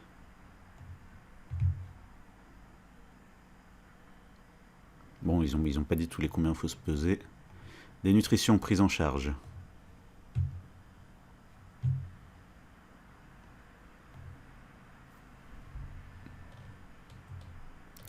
On a encore les définitions. Oh, c'est pas pratique. Oh là là. Alors, les définitions. Donc, perte de poids ou IMC ou réduction de la masse musculaire. Méthode de mesure. Le dynamomètre que j'ai jamais vu en vrai. Vitesse de marche. Je crois que c'est le test de 6 minutes, je crois. Indice de surface musculaire en... Ah oui, ça c'est le truc en scanner ou IRM. que personne ne fait. Impédance-métrie, jamais vu. DEXA, j'ai vu ça sur internet, jamais vu en vrai. Et un critère étiologique. Ah d'accord, donc c'est un critère phénotypique, c'est-à-dire ça, et un critère étiologique. Réduction de la prise alimentaire. Bon, désolé pour le vertige. Réduction de la prise alimentaire supérieure à 50% pendant plus d'une semaine, ou toute réduction des apports pendant plus de 2 semaines par rapport à la consommation habituelle quantifiée, ou par rapport aux besoins protéino-énergétiques estimés. Bon, ça c'est... Ça veut rien dire. Ça veut rien dire.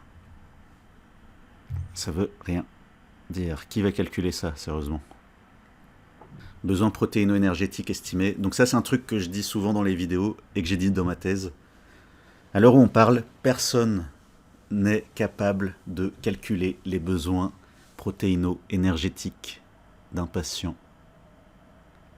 À l'heure où on parle, personne n'est capable de calculer ça de façon sérieuse et scientifique. Donner un chiffre en pourcent en fonction d'un chiffre imaginaire, c'est zéro, nul. Alors, autre critère étiologique, absorption réduite, malabsorption, maldigestion. D'accord. Donc vraiment, méfiez-vous. Hein. Si vous connaissez quelqu'un qui a une maladie de Crohn, rectocolite hémorragique, toutes les maladies de l'intestin, méfiez-vous. Méfiez-vous de ce risque. Autre critère étiologique, situation d'agression, hypercatabolisme protéique avec ou sans syndrome inflammatoire. 2 points, pathologie aiguë. Donc pathologie aiguë type ta grand-mère qui fait une pneumonie. Pathologie chronique évolutive,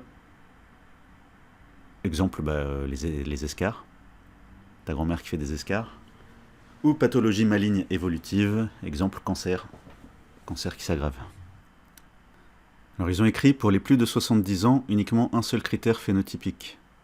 Soit la perte de poids, soit l'IMC, soit l'albumine, soit le MNA.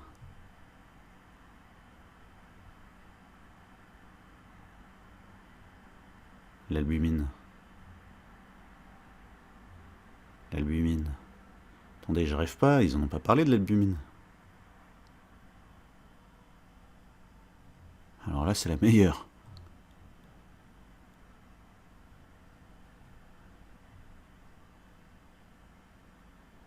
Non mais regardez, dépistage de la dénutrition, critères phénotypiques, perte de poids, IMC, masse musculaire. Et en bas, ils parlent d'albumine et de MNA, alors qu'ils n'en parlent pas là-haut.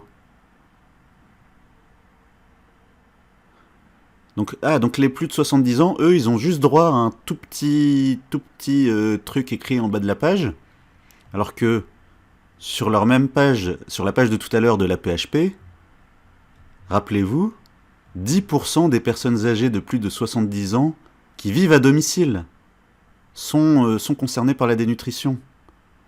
10% des gens à domicile, plus les 400 000. Presque la moitié des gens en dénutrition sont des gens qui ont plus de 70 ans. Alors pourquoi sur leur dépliant ils mettent les plus de 70 ans tout petits, tout en bas? Ah, j'en veux plus, j'en ai marre. Alors on continue la brochure. Évaluer l'état nutritionnel. Étape 1. Peser et mesurer à l'entrée. Oui. Rechercher un critère phénotypique plus un critère étiologique. Moi, je vais vous dire la vérité. Hein. Quand j'ai travaillé en gériatrie, personne m'a dit de demander aux patients s'ils avaient perdu du poids récemment. Alors, soit personne ne le faisait, enfin, soit la majorité des médecins oubliaient, enfin, n'ont pas pensé à le demander, soit j'étais le seul à pas savoir qu'il fallait demander ça pour dépister la dénutrition, mais ça m'étonnerait. Hein. Pas exagérer. Alors, donc, chercher un critère phénotypique plus un critère étiologique. Remarque, un patient obèse peut être dénutri. Ah, ça c'est important de l'avoir dit. Mais ça aurait été bien de le dire à gauche. Étape 2. Gradation de la sévérité de la nutrition. Ouais, bah ça, désolé, mais est-ce que ça changera quoi au traitement? Ça changera rien au traitement. Donc pourquoi s'embêter à faire des critères? Alors, ah oui, je sais ce que vous allez me dire. Ah oui, ça y est, je sais à quoi ça me fait penser. Parce qu'il y a des rares cas, très très rares cas, où les gens sont très très très sévèrement dénutris. Et du coup, ça change quelque chose au traitement. Ça change que si on les renutrit trop vite, bah, ça peut faire des problèmes au niveau métabolique. Alors je vais pas rentrer dans le détail, parce que j'ai jamais vu ça en vrai. Parce que quand même on est en France, hein, on est en France en 2021. Même dans les hôpitaux, même dans l'hôpital gériatrique, hôpital Charlefoix, en Île-de-France. Même là, j'ai pas vu de patients en cachexie qui ont la peau sur les os. J'en ai pas vu. Donc c'est tellement rare que je préfère pas en parler. Alors, pour les IMC supérieurs à 18 et inférieurs à 70 ans, les seuils d'albuminémie sont à prendre en compte, quel que soit l'état inflammatoire. Un seul critère de dénutrition sévère prime sur un ou plusieurs critères de dénutrition modérée. Bien. On aurait pu le deviner. On aurait pu le deviner que c'était pas une question de... que c'est pas un match. Hein. On aurait pu deviner que c'était pas un match avec dénutrition sévère. 1 point. 1 point pour dénutrition sévère. 1 point pour dénutrition modérée. Oh, deuxième point pour dénutrition modérée. L'équipe dénutrition modérée gagne le match 2-1. Non, on aurait pu deviner. Hein. On aurait pu deviner tout seul. Un critère. Donc pour dénutrition sévère, donc perte pondérale supérieure à 10%, sévère, hein, sévère, perte de 10% en un mois, 15% en 6 mois, ou 15% P2 astérisque. P2 astérisque, c'est le poids habituel avant la pathologie. Ou IMC inférieur à 17, ou albumine inférieure à 30. Ok. Étape 3, réévaluation. Réévaluation hebdomadaire en MCO. MCO, qu'est-ce que c'est? Ah, ça c'est la PHP. La PHP, ils croient que tout le monde connaît leur sigle. Discipline médicale de court séjour. Donc c'est les services de court séjour. Exemple, gériatrie aiguë. Donc une fois par semaine en court séjour, toutes les 2 semaines en SSR. SSR, donc c'est les soins de suite et rééducation. Réévaluation à chaque consultation. Ok. Pour tout patient dénutri ou à risque de dénutrition, l'orienter vers le diététicien. Ok. Ah oui, parce que... Oui, alors, faut que vous le sachiez. Dans les services hospitaliers, quand on a besoin d'un coup de main, quand on a besoin d'un avis pour la nutrition d'un patient, bah c'est une diététicienne qui s'en occupe. Dans les hôpitaux, c'est pas un médecin nutritionniste qui s'occupe de ça. Non, c'est une diététicienne. Alors moi, j'ai rien contre les diététiciennes. Hein. Je dis juste que... voilà, moi, je vous décris comment ça se passe. Alors, suite de la brochure, intervention diététique, analyse de la consommation alimentaire. Ah, donc ça, c'est ce que va faire la diététicienne. Analyse de la consommation alimentaire du patient sur la base du rappel des 24 heures ou du recueil d'Ingesta. Calcul si nécessaire des apports en énergie. Et en macro. Calcul si nécessaire. Enrichissement, adaptation de la texture. Ouais, ça c'est important, adaptation de la texture. Complément nutritionnel oraux. Nutrition artificielle. Alors nutrition artificielle, c'est quand la personne peut vraiment pas manger. Alors on la nourrit avec une sonde. On fait passer un tuyau par le nez. Et le tuyau va jusque dans l'estomac. Et grâce à cette sonde, on peut faire passer une mixture qui va nourrir la personne. Complément. Bon, c'est pas très intéressant. Ah oui, j'avais oublié ça.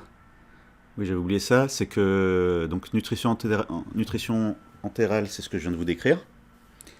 Et si le médecin spécialiste pense que la personne va avoir des problèmes pour s'alimenter, mais qui vont durer très longtemps, là par exemple ils ont écrit 30 jours, là, ils vont préférer faire une gastrostomie. Gastrostomie, c'est-à-dire qu'ils vont faire un trou. Au niveau du ventre, ils vont faire un trou pour pouvoir faire passer la sonde dans l'estomac directement. Alors pourquoi ? Parce que si on fait la nutrition entérale trop longtemps, il y a des risques. Il y a des risques que je ne vais pas citer, parce que c'est pas le sujet. Donc ouais, la dénutrition, vraiment, c'est quelque chose de très grave. Et si elle dure très longtemps, ça vaut le coup. Ça vaut le coup de mettre une sonde directement dans l'estomac. Alors, autre... je suis médecin, je prends en charge la dénutrition. C'était pas pour les médecins, l'autre brochure ? Pourquoi ils ont fait 10 000 brochures ? Ah, donc tout ce qui était marqué tout à l'heure, ça servait à rien ? Je suis médecin, je prends en charge la dénutrition. À l'arrivée du patient, j'évalue l'état nutritionnel, je m'assure du recueil du poids et de l'IMC, je calcule la perte de poids. Bon, ça, j'aurais bien aimé le savoir quand je travaillais en gériatrie, j'aurais bien aimé qu'on me le dise. J'enseigne dans le dossier médical les facteurs de risque de dénutrition, les critères de dénutrition avérés, les facteurs étiologiques de la dénutrition, la sévérité de la dénutrition. Ah, c'est de la sévérité. Franchement, non mais ils se rendent pas compte. Ils se rendent pas compte. Les gens qui écrivent ça, ils se rendent pas compte de ce que c'est que d'être médecin en gériatrie. On n'a pas le temps. On n'a pas le temps de faire autant de calculs, autant de chiffres, vérifier les chiffres, alors que ça changera rien au traitement, sauf cas rarissime. Est-ce que vous vous rendez compte de tout ce que doit faire un médecin gériatre ? Interroger le patient, prendre le temps de discuter, parce que oui, parce qu'il faut le dire, ce qui était marrant en gériatrie, c'était que quand je commençais à voir un patient, je dirais les 3 premières minutes, c'était du bavardage. Alors que dans les autres services, quand j'allais voir les patients, tout de suite, les patients, ils voulaient que je fasse mon travail, quoi. Que je les examine et que je leur dise quand est-ce qu'ils sortent. Alors qu'en gériatrie, non, en gériatrie, les 3 premières minutes, c'était bonjour docteur, comment vous allez ? Ah, aujourd'hui il fait beau. Ah, Et ça, c'est impossible de couper ça. Et c'est important parce que on ne soigne pas des chiffres, hein, on soigne des gens. Donc si la personne veut bavarder 3 minutes, si la personne âgée, malade, isolée, elle en a déjà marre d'être à l'hôpital, si en plus si elle essaye de discuter et que je dis non, j'ai pas le temps de discuter, il faut que je fasse le calcul pour savoir votre pourcentage de perte pondérale et votre IMC et votre MNA. Non, c'est pas possible. Parce qu'en gériatrie, quand un patient arrive en hospitalisation, il faut l'examiner des pieds à la tête. Des pieds à la tête. Tout, il faut tout vérifier. Il faut tout regarder, il faut vérifier qu'elle n'a pas d'escarre, donc il faut vraiment regarder toute sa peau. Il faut voir si elle n'a pas une plaie sur la tête, qui serait signe d'une chute qu'elle aurait fait chez elle, sans rien dire à personne. Il faut tout vérifier, tout ausculter, palper le ventre. Il faut même faire un toucher rectal. En gériatrie, quand un patient est hospitalisé, peu importe la cause de l'hospitalisation, il faut lui faire un toucher rectal pour vérifier qu'il n'y a pas un fécalome. C'est-à-dire que quand une personne âgée est très très très très constipée et qu'elle se soigne pas pour ça, ça risque de faire un bouchon, mais un vrai bouchon, quoi, qu'il faut traiter par lavement. Et ça, les gens, les patients de gériatrie, des fois, ils savent qu'ils sont constipés, mais ça les inquiète pas. Donc ils se sentent bien, ça les inquiète pas. Mais non, ça peut faire des gros problèmes, ça peut leur couper l'appétit. Il y en a même qui peuvent être désorientés à cause de ça. Alors j'ai vu ça dans les livres, j'ai pas vu ça en vrai, quelqu'un de désorienté à cause d'un fécalome. Mais fécalome, désorientation. Non, je vais vous montrer une source. Fécalome, désorientation. Donc voilà, syndrome confusionnel chez la personne âgée. Globe vésical, fécalome. Confusion mentale, évacuation du fécalome. Confusion aiguë chez la personne âgée. État subocclusif sur fécalome. Donc ça rigole pas. Donc leur brochure « Je suis médecin, je prends en charge la dénutrition », à l'arrivée du patient, en plus de tout ce qu'il y a à faire. Ah oui, j'ai pas fini la liste. Il faut examiner le patient. Après, il fallait, quand je travaillais en gériatrie, après il fallait voir la famille, il faut voir la famille aussi. Voir la famille qui est là. Si besoin, téléphoner à la famille, si elle n'a pas pu venir. Et en plus de ça, il fallait tout écrire dans le dossier médical. Tout. Il fallait bien tout écrire dans le dossier médical. À la main. Là où je bossais, ça se faisait à la main. Et il faut prescrire les médicaments, la longue liste de médicaments. Ça, on le faisait sur le logiciel. Et le logiciel, des fois, il est pénible, le logiciel. Et il faut aller voir l'infirmière pour lui dire oui, s'il te plaît, pour le patient, tu surveilles ceci, tu surveilles cela. Je t'ai fait la prescription de la prise de sang. La prescription de médicaments est faite. Est-ce que tu as un truc à me dire? Non. Et après, il fallait appeler le médecin traitant. C'est-à-dire que la première fois où j'ai oublié d'appeler le médecin traitant, la chef m'a grondé. Elle m'a dit non, il faut appeler le médecin traitant à chaque entrée pour avoir l'avis du médecin traitant. Donc, désolé, mais donner en plus un tableau comme ça, alors que ça ne changera pas le traitement, ils ne se rendent pas compte. Qui a écrit ça? Source HAS. Voilà, on revient sur ce que je vous disais tout à l'heure. Il donne des conseils sans se demander si c'est faisable ou pas. Alors à l'arrivée du patient, bilan biologique adapté, je fais une demande d'intervention du diététicien dans Phedra ou Orbis. Alors ça, c'est les logiciels. Je prescris le type d'alimentation standard ou thérapeutique et je prescris la texture. J'informe les soignants de la prescription initiale, alimentation standard ou thérapeutique, service diététique. Ok.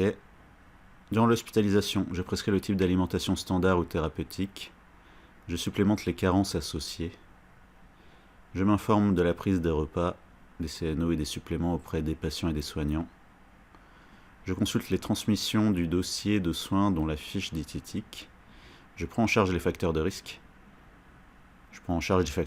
Le dentiste, c'est un peu compliqué à l'hôpital. De trouver un dentiste qui va voir le patient dénutri tout de suite, c'est compliqué. En cas de nutrition parentérale, je zappe. Je préviens la survenue du syndrome de renutrition inappropriée. Voilà, c'est ça. C'est le truc rarissime. Syndrome de renutrition inappropriée. J'en ai jamais vu, en vrai. Je réévalue le bilan nutritionnel, pesé au minimum une fois par semaine. Au minimum. Ils se rendent pas compte. La pesée, elle est faite par l'aide-soignante, qui est déjà débordée. Et donc ça veut dire soit amener la personne âgée, toute faible, qui marche lentement, soit tu l'amènes à la balance à l'autre bout du service. Soit c'est l'aide-soignante qui va apporter la balance dans la chambre. Soit le patient, il est grabataire, c'est-à-dire que même pour se lever, il a du mal, même pour sortir de son lit, il a du mal. Et à ce moment-là, l'aide-soignante, elle doit apporter une grosse machine que vous avez peut-être déjà vu, un lève-malade. Donc soit il faut une grosse machine de ce genre-là pour soulever la personne et pour la peser. Donc au moins une semaine, vraiment, ils abusent. Non, c'est une fois par semaine, si possible. Si votre équipe a le temps de peser les patients une fois par semaine. Albuminémie à chaque réévaluation de la sévérité de la dénutrition. Ok, s'ils veulent. Et la clinique. Ah, il parlait juste du bilan. Bon. À l'issue de l'hospitalisation, je fais figurer dans le compte-rendu d'hospitalisation le stade de la dénutrition. Ça changera quoi? Rien. Les carences associées, oui, on est d'accord. La prise en charge effectuée, ok. Je prescris la supplémentation et les bilans biologiques de suivi, oui. Je code la dénutrition. Le codage, le codage c'est pour financer le service de l'hôpital. C'est-à-dire que chaque patient, pour chaque problème de santé qu'il a, il y a un code que rentre l'un des médecins. L'un des médecins, alors ça c'était pas moi, c'était pas l'interne, c'était le chef de clinique, le CCA. Oui, c'est un hôpital, mais ça s'appelle chef de clinique, c'est comme ça. Le CCA, c'est lui qui mettait les codes pour que le service reçoive des sous en fonction des codes qu'il a rentrés. Je suis infirmière ou aide-soignante. Je prends en charge la dénutrition en pratique. Ils sont déjà débordés. Alors, qu'est-ce qu'elles vont... Alors, j'espère que c'est des trucs faisables. J'espère que c'est des trucs faisables. Alors, je suis infirmière ou aide-soignante. Je prends en charge la dénutrition en pratique. À l'arrivée du patient, je repère les facteurs de risque de dénutrition.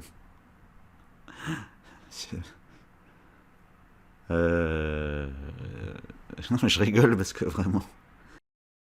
Bon, alors en commentaire, dites-moi si vous êtes une infirmière de gériatrie, si vous êtes aide-soignante en gériatrie, si vous êtes infirmière en cancérologie, si vous êtes aide-soignante en cancérologie, que ce soit cancer de l'adulte ou cancer de l'enfant. Si vous êtes une infirmière, dites-moi si vous avez le temps de repérer les facteurs de risque de dénutrition. Je pèse, je toise, je calcule l'IMC. Alors peser, oui. Toiser, oui. Calculer l'IMC.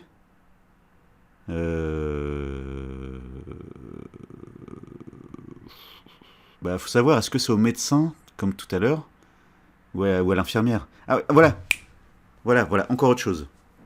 Encore autre chose. C'est la PHP qui fait des brochures, mais ils vont donner la même tâche, le même travail, le même truc à faire, et à l'infirmière et au médecin.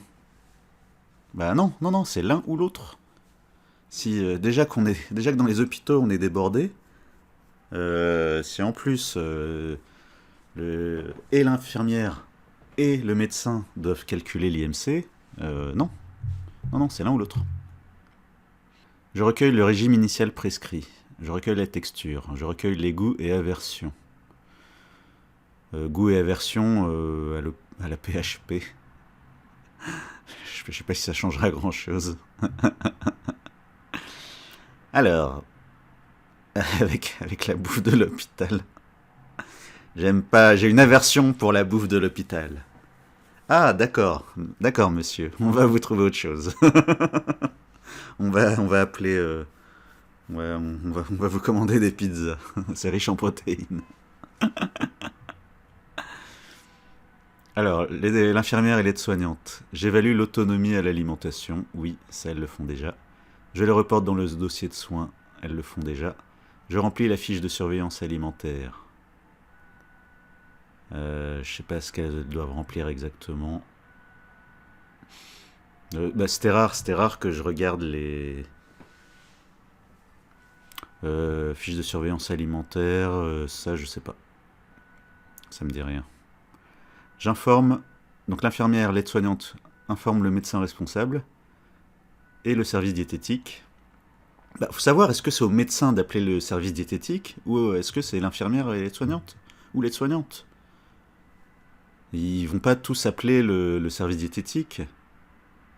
Ou alors les gens qui ont fait la brochure, ils imaginent que l'infirmière et l'aide-soignante et le médecin, ils sont tout le temps ensemble. Voilà. Ils sont dans le service, tous les trois, en trio. Voilà, main dans la main. Allez, on va voir le patient. On va évaluer sa nutrition. Alors, qui appelle la diététicienne? C'est toi? Non, c'est moi. Ah, mais oui, non, mais il y a d'autres patients, il y a plein d'autres patients à gérer. Oh là là. Alors l'infirmière et l'aide-soignante. J'effectue le suivi. Je fais choisir les repas. Je stimule et aide à la prise de repas. Alors ça c'est oui. Là je suis d'accord. Il y a des aides-soignantes qui prennent le temps d'aider les gens qui ont vraiment des grosses difficultés à manger. Seuls. Donc ça elles le font déjà. Je quantifie la prise de repas. Feuille de surveillance alimentaire. Ok, je pense qu'elles le font déjà. Je m'assure de la prise des compléments tout au long de la journée et je trace dans le dossier patient. Elles le font déjà. Je pèse au minimum une fois par semaine. Au minimum. Ah la vache. Waouh. Alors le diététicien. Ah d'accord, donc là, dans la brochure pour infirmière et aide-soignante, on a le diététicien. Le diététicien évalue l'état nutritionnel initial. Il compare les apports recommandés aux apports réels. Il adapte l'alimentation. Il recommande les suppléments adaptés, voire la nutrition artificielle. Il effectue l'évaluation des ingestats en calories. PLG. C'est nouveau ça. PLG. Pour protéines. Protéines, c'est les protéines. Protéines, lipides, glucides. Les PLG.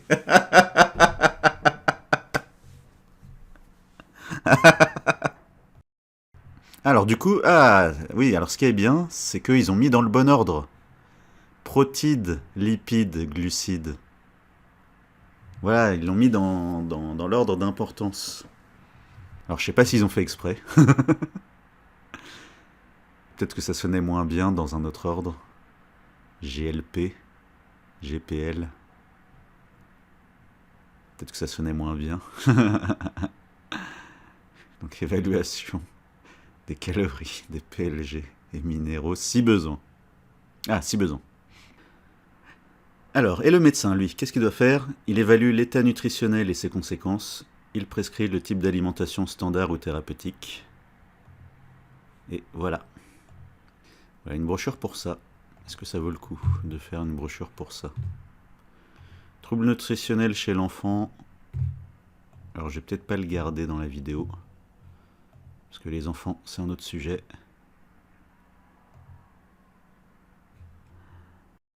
Enfin, je vois des enfants en consultation. Je fais des suivis pour les enfants. Et ça serait trop long à commenter. Nutrition du patient polyhandicapé en pédiatrie.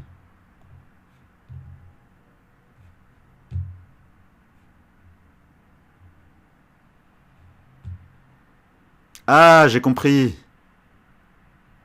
J'ai compris. Les histoires de pourcentage et de chiffres. C'est pour le codage. C'est pour le codage. C'est pour que le CCA, pour que le médecin en général le CCA, pour que le médecin code le bon truc dans le logiciel pour que le service reçoive des sous, pour qu'il reçoive de l'argent en fonction du codage. Ah, ah ça y est, j'ai compris. J'ai compris pourquoi il demande au médecin de faire tous ces chiffres. Ah, bah oui, tout à l'heure, il y avait un truc avec les codages, quand je vous ai parlé du codage, et j'ai pas percuté. J'ai pas percuté pourquoi ils ont mis je code la dénutrition, des nutritions sans précision, des nutritions modérées, des nutritions sévères. APHP, codage.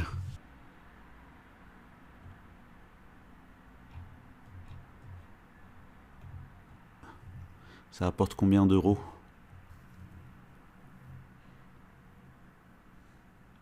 Ah! Ah, peut-être que ce site le donne. Ah, on arrive à un truc là. Donc je suis tombé sur ce document, hôpitaux universitaires Paris-Nord Val-de-Seine, la T2A et la diététique. Donc la T2A, ça veut dire qu'à la fin de l'hospitalisation, bah, il y avait un service où le CCA me...